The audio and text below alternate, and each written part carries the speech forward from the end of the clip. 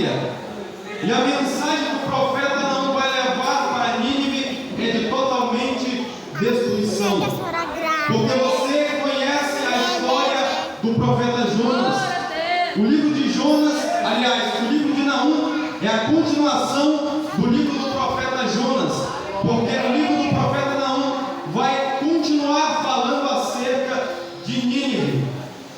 E para você entender nessa noite o que Deus ele colocou no meu coração, eu quero pregar o tema dessa mensagem: a destruição de uma nação pecaminosa.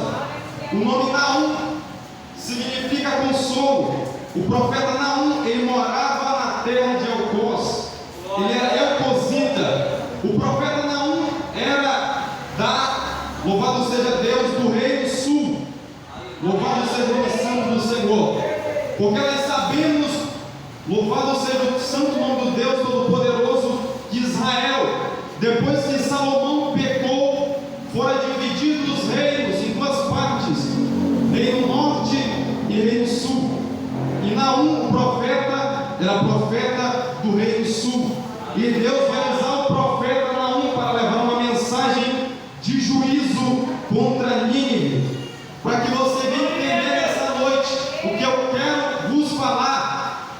O povo de Nínive, os homens de Nínive, era um povo que não tinha, louvado seja Deus, eles eram um povo orgulhoso, eles eram um povo que não tinha temor no seu coração, eles eram um povo que não tinha piedade contra os seus inimigos. E Deus ele vai usar o profeta Naum. Deus ele vai usar os lábios do profeta Naum para levar uma mensagem de juízo contra essa nação. E o que eu acho interessante lendo o livro do profeta Naum é que Nínive era um povo gentil, era uma nação gentia. Louvado seja Deus. Nínive não fazia parte dos planos de Deus. Nínive não fazia parte dos projetos de Deus. Nós, como conhecedores da palavra do Senhor, sabemos que o povo que foi escolhido por Deus, glória a Deus, o povo que foi escolhido desde o começo fora Israel. Israel sim tinha promessa. Israel sim havia sido escolhido por Deus para ser a nação, aleluia, da promessa, a nação que herdaria, louvado seja Deus, aquilo que havia sido falado antes pela boca dos profetas. Mas Nínive não. Nínive era um povo, uma nação gentia. Bendito seja Deus. E para que você venha entender, aleluia, essa mensagem, os ninivitas, eles eram orgulhosos. Aleluia. Os ninivitas, eles eram soberbos. Os ninivitas, eles não tinham piedade no coração. É por isso que Jonas, para nós entender essa mensagem, nós temos que analisar o contexto. Nós temos que observar o livro do profeta Jonas. É por isso que Jonas, quando Deus falou com ele, vai e leva a mensagem até os ninivitas. Porque Jonas ele não quis ir pregar lá em Nínive? Porque Jonas era profeta, bendito seja Deus, do reino norte.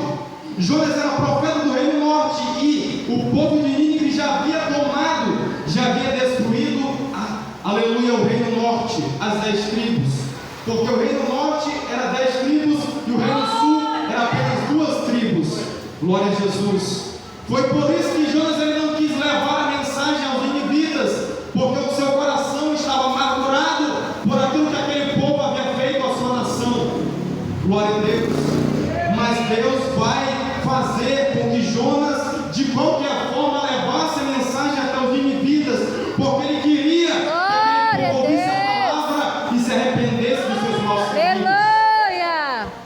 O povo de Nínive não tinha compromisso com Deus. O povo de Nínive não tinha nada com Deus. Eles não queriam saber de Jeová. Eles não queriam ter compromisso, aleluia, com Jeová. Eles não obedeciam os mandamentos de Deus. Eles adoravam falsos deuses. Louvado seja o nome santo do Senhor. E os ninivitas eram uma nação impiedosa, uma nação que tomava aquilo que não lhe pertencia, uma nação que roubava, que matava sem piedade. Aleluia. Eles não tinham piedade, eles matavam crianças. eles matavam mulheres, eles devastavam as nações. E nesse tempo aqui, nesse período, Nínive estava no auge, Nínive estava no apogeu do domínio. Nesse período aqui, Nínive estava no topo. E segundo o historiador, Nínive era uma cidade fortificada. Nínive era uma cidade extremamente segura. É tanto que o historiador vai falar que os seus muros eram 33 metros de altura. Os muros da cidade de Nínive. Nínive era a capital da Síria. E os assírios eram homens maus, eram homens perversos, eram homens rudes, que não tinha piedade no coração, que não tinha amor. E Deus vai usar a boca do profeta Naum para levar essa mensagem. É tanto que você lê o livro do profeta Naum, quando você começa a ler o capítulo 1, versículo 1, você vai entender a visão do profeta Naum. Bendito seja Deus. E nós acabamos de ler 3 versículos. Nós acabamos de ler 3 versículos, o versículo 6 do capítulo 1, o versículo 7 e o versículo 8. E o que me chama a atenção é que no versículo 6, Deus usou a boca do profeta da seguinte forma: quem parará diante do seu furor? Ou seja, ele está se indagando quem ousará se opor contra Deus. Nós sabemos que o Deus que nós servimos, nós sabemos que o Deus que nós servimos, Ele é poderoso, Ele é tremendo, Ele é forte. Nós sabemos que aqueles que se levantam contra Deus é apenas para morrer. Deus poderoso. Quando eu falo isso, eu lembro de uma passagem que está escrita no livro do profeta Isaías, capítulo 43 e o versículo 13: ainda antes que houvesse dia, eu sou, e é que possa escapar das minhas mãos. Operando eu, quem impedirá?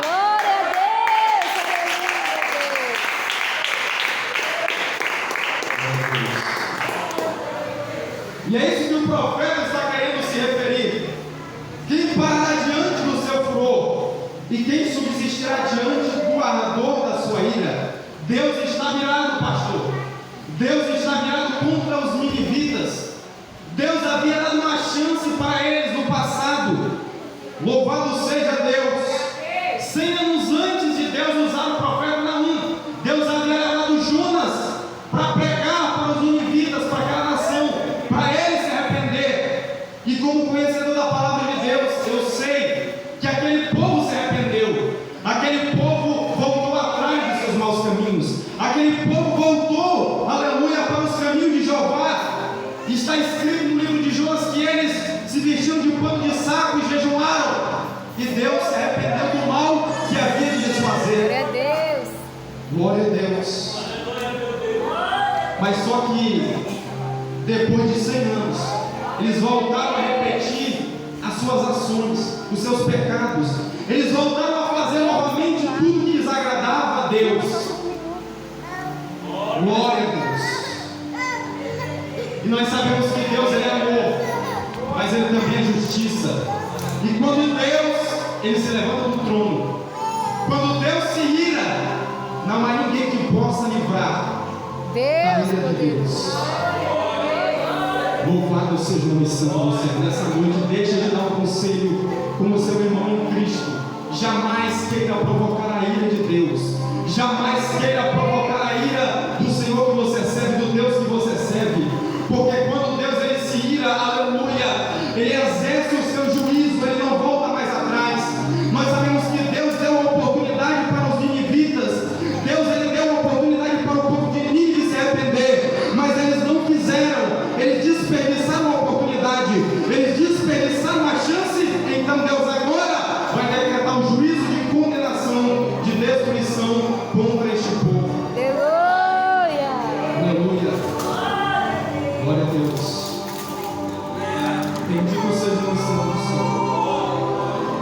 E o que me chama a atenção aqui no versículo 8, que está escrito da seguinte forma: e como inundação transbordante acabará de uma vez com o seu lugar, e as trevas perseguirão seus inimigos. O profeta aqui está se referindo região da Síria. A ira de Deus veio sobre aquela nação como uma inundação. A ira de Deus veio sobre a nação de Nínive como uma inundação repentina. E nós sabemos que as nações que destruíram aquela nação, aquela capital, foram os babilônios e os medos. Os babilônios e os medos se levantaram para destruir Nínive. Só para você ter noção, só para você entender como eles eram soberbos, como eles eram orgulhosos. No livro do profeta Sofonias, no capítulo 2, no versículo 15, o profeta vai escrever como Nínive se comportava, o que eles falavam acerca de si mesmo. Está escrito assim no livro do profeta Sofonias, no capítulo 2, no versículo 15: Eu sou e não há outro além de mim. Isso era que o povo de Nínive falava. Isso era como a nação de Nínive se comportava. Eles se achavam o maior. Eles se achavam maior do que todas as nações. Eles eram orgulhosos. E Deus, Ele não se agrada do orgulho. O orgulho não vem de Deus. A soberba, o egoísmo não vem de Deus. Deus, Ele se agrada quando Ele acha um servo de Deus, uma serva de Deus que tem humildade no coração. Deus, Ele se agrada quando Ele vê uma mulher ou um homem que tem humildade no coração. Mas humildade não é andar com roupas rasgadas. Humildade não é você andar com uma sandália com um prego debaixo. Humildade não é você andar com um sapato rasgado, não. Humildade é você reconhecer que você é pequeno, reconhecer que você é dependente de Deus, reconhecer que sem Deus você não é nada.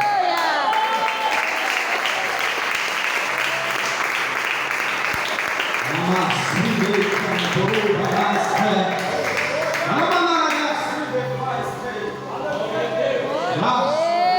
poderoso. A presença de Deus é real aqui neste lugar.